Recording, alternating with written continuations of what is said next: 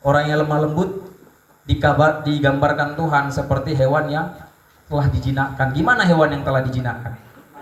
Nurut, manut, mau disuruh apa kata Tuhannya ya, bukan tulangnya, Tuhannya.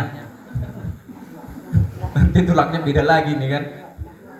Kekuatan yang terkendali. Jadi dia tidak lagi merasa dirinya yang kuat, tetapi kekuatannya hewan yang jinak itu kekuatannya dikendalikan sama tuannya. Disuruh duduk itu. Padahal dia kuatnya sebenarnya bisa menggonggong, bisanya dia melawan, tapi terkendalikan. Itulah hewan yang dijinakkan. Ketaatan kepada perintah Tuhan. Yesus sendiri berkata, aku adalah lemah lembut dan rendah hati. Tadi kita udah baca, datanglah kepadaku semua yang letih lesu dan berbau berat, aku akan memberikan kelegaan kepadamu. Aku adalah orang yang lemah lembut dan rendah hati. Itu kata Tuhan. Jadi Tuhan ketika dia menyuruh seseorang untuk melakukan sesuatu atau bertobat dari perbuatan yang jahat kepada kebaikan, dia sendiri melakukannya, Bapak Ibu. Dia sendiri melakukannya. Maka dialah yang kita teladani.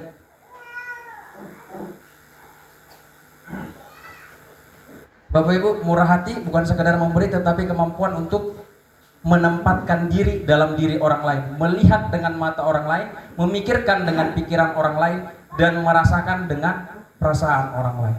Inilah murah hati yang Tuhan maksudkan. Inilah murah hati yang dimaksudkan orang-orang Yahudi. Inilah murah hati dalam pengertiannya murid-murid. Dan Tuhan sampaikan, mereka yang murah hati adalah mereka yang berbahagia. Kebahagiaan versi dunia versus kebahagiaan Yesus. Bapak Ibu, jawab kalau salah ya. Versi dunia orang kaya berkuasa terkenal. Apa kita ada yang gak mau seperti ini? Kita pasti mau yang seperti ini kan? Kita mau kaya? Mau terkenal? Pasti.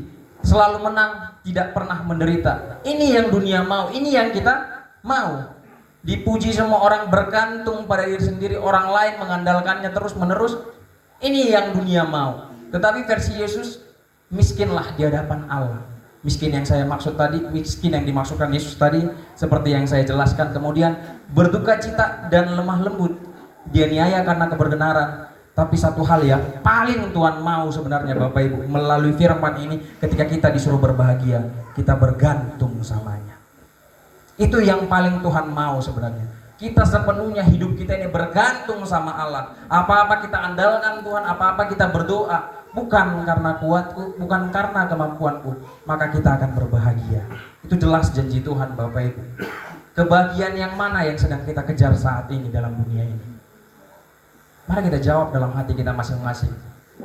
Hidup dalam karakter Kristus, lemah lembut, murah hati, suci hati, dan jadilah pembawa damai. Maka hidup kita akan berbahagia. Karena kita percaya bahwa Tuhan itu ketika Dia berjanji, pasti Dia melakukan. Itu iman kita. Maka kita terus beriman kepada Allah yang bukan hanya memberi janji Bapak Ibu, tapi menggenapi janji. Ketika Dia berjanji dalam perjanjian lama, Dia menggenapinya dalam perjanjian baru. Dan kita pun sedang menantikan janji Tuhan, di mana Yesus akan datang kedua kali.